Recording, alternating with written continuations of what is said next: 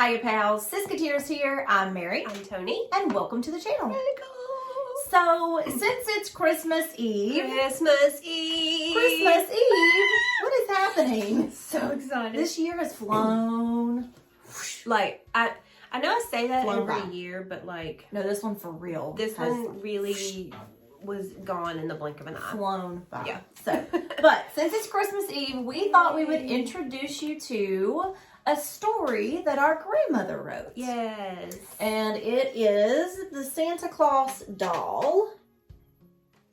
So this is a book that our grandmother wrote. If you don't know, I think we talked about it a little bit. We have. We have. She wrote poems and books, and there's a lot of stuff out there that she wrote and did. So yeah. She was mainly poems was Yeah. like her main thing, but like she has a lot of little published books. So yeah. Yep.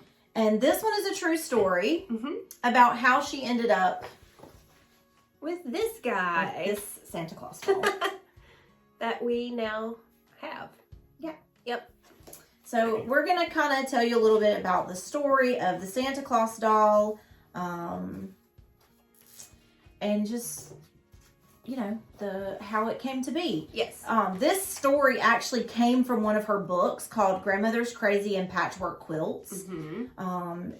That is like stories of her dad, I think, It's kind right? of like her life. Yeah. Yeah, it's about different things, like about her childhood and then into adulthood. It's kind of like a memoir, actually. Yeah, you know. So it's pretty cool. I've actually picked it up the other day and was kind of reading through it a little bit because I hadn't read it in a while, and it was kind of fun just to kind of relive some things from her life. Yeah. you know. So Yeah. well, this, like I said, this story comes from that book, Mm-hmm. in the chapter called My Early Childhood in the Cotton Mill Village. Yes. So he lived in the Cotton Mill Village. Mm-hmm. So basically, it does have pictures in it a little bit later. It's only got like 3 or 4 pages, but you know, we just start here, and I'm gonna read the very first paragraph, and then we'll just kind of, I guess, tell the story. Summarize it. Yeah. Early in the Christmas season that I was 4 or 5 years old, my grandmother came to visit us for a few days. It is the only time in my childhood that I remember she visited our home. The Methodist Church had a holiday bazaar, and Mother and Grandmother decided to go and take me with them. It was a wonderful place with lots of handmade items for sale. So this would have been in the 40s? Yeah. Yeah. Okay, so I think this would have been in the 40s, and we still do holiday bazaars at church. So Yes. we still do craft shows and Oh, holiday yeah. bazaars. So that to me is kind of cool that's still like a something very that big happens. thing that people are still selling their crafts and Yeah. their DIY items. Yeah. So basically what comes next is they're at the holiday bazaar at the church, and she saw a Santa Claus A doll. Santa Claus doll that looked similar to this. Yep. Wasn't this one, No. but she saw one and like fell in love with it. Fell in love with it. They did not end up buying it for her. Her dad had one vehicle. Her dad dropped them off, and when he came to pick them up, her mother had said, "Hey, let's stop by the Five and Dime store on the way home." So they went to the Five and Dime. Five and Dime. If you don't know what a Five and Dime is, it's like the department stores in the 40s, I guess, Yeah. right? Yeah. Would have been what that's like. Yeah. And her mother went in and bought the makings to create the Santa Claus doll for our grandmother. Yeah. Like the fabric and the stuffing and all the stuff. Yeah. So what does she say it's made of? The body was made from cloth that my mom and dad had made in the mill. Yeah, the mill cloth. Yeah. Yeah. It was always on hand because the company sold the seconds for a few pennies a yard, I guess, to like the workers. Yeah, like scraps. Yeah. Yeah. So, Yep. so they were going to make the Santa Claus doll out of the mill cloth. They cut the pattern out of newspaper, pattern to make your own Santa Claus doll. It says, enlarge all pattern pieces 150%. But this is the pattern. Yeah, so they made the pattern out of a newspaper. So you see this is the body, this is the little hands, the boots, And then I think the belt is on the other page, but yeah. Yeah, that's the belt. I think that it actually, she has the words written on there of what they are. Tells you to cut for 4 boots, for 4 gloves, and then a belt because, you know, you're going to back them and then stuff them if you've ever made sewn anything. Yeah. All right, and then the clothing pieces are on the next page. So you can see the shirt. Can you see it? Yeah. The shirt, the hat. What is this? The pants? Yeah.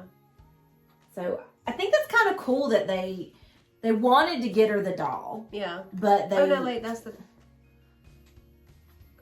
pants. Yeah. Okay. Yeah. That's the pants. Yeah. All right. So what happened? Let's see. All right. I'm going to read this paragraph because this is kind of how we got to this doll here. Yeah. The doll sat under my Christmas tree every year from that point on, from the point that it was made till, I don't know, when she was in her 30s. Yeah. When I was in my 30s, my husband and I moved, and somehow in that move, my Santa was lost. When Christmas rolled around that year, I missed him sitting under the tree. Grandmother had long since gone home to heaven, but much to my surprise, my mother and Daddy, yes, Daddy could sew, made me another Santa, and he still holds a place of honor under my Christmas tree. He is a sweet reminder of all 3 of them, and that memory of long ago when I watched love flow through the hands of 2 artists with a needle and thread. So that's the second doll that was made for her. Yeah. So when she was in her 30s. This was the doll that our grandmother's parents, our great-grandparents, made for her when she was in her 30s because she lost the one that they had made for her as a child. I just think that's so special. And does he sit under your tree? So he actually doesn't sit under my tree, mainly because under my tree gets kind of chaotic, and I don't want it to get messed up. He has a special place up on top of my kitchen cabinet. Oh, okay. I have a lot of nutcrackers that have special meaning that sit up there, and so he sits kind of in the corner up there, kind of overlooking the kitchen. Maybe do a little I can show a little video of where he is. Oh, sorry, shaking. Of where he sits. Yeah, I'll do that. Well, our grandmother passed away, which I think we've talked about before. 6 years ago.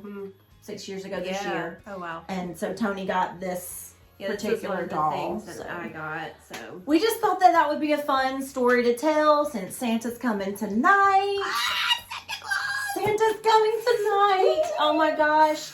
So we just thought that would be fun, and to reminisce about our grandmother, of course, is always something we do every day, not just in the holidays. All the time. But especially during Christmas because she loved Christmas. She loved Christmas. Was just always one of my most fond memories was Christmas at their house. Yeah. And, watching movies and making tea cakes and just the decorations and everything. So, so it was a big deal. So we just thought that would be fun to share with you guys. So if you have any questions or comments, just leave them in the comments down below. And until next time, TTFN. Ta-ta for now.